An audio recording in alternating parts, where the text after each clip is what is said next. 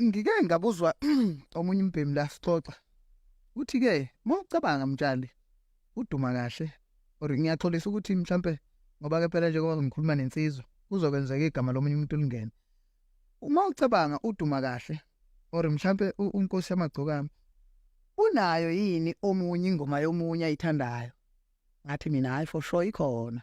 Kuwukuthi nje ngeke phela ahambe kushumayela lokho ukuthi hey mnandi.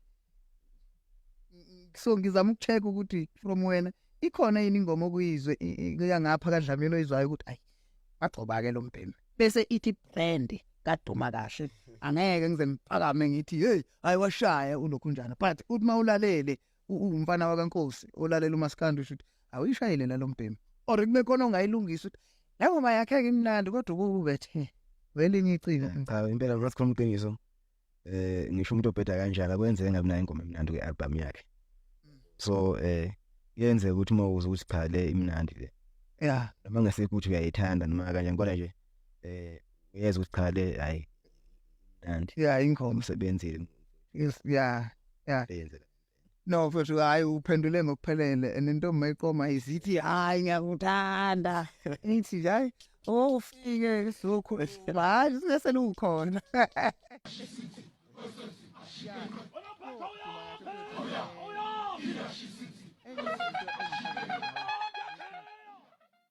Bonkosi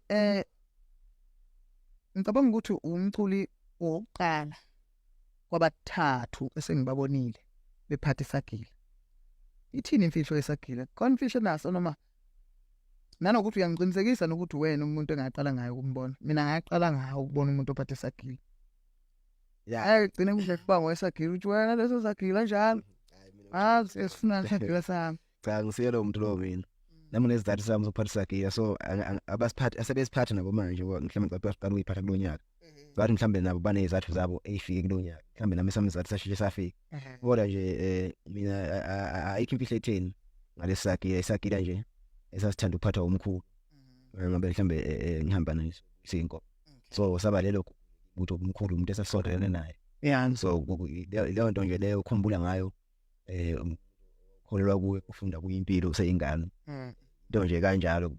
So ngaleyo ndlela leyo nje isagila lesi kodwa ke sebeyiphatha nabanye kodwa ke akunanki. Nabo ziba nezathu za. Mhlambe zindlela ethile. Hey madoda hey baba sagile ithi singaba style ukuthi ya kahle ngoba mawuthi uyambheka ethi sikamkhulu singaba style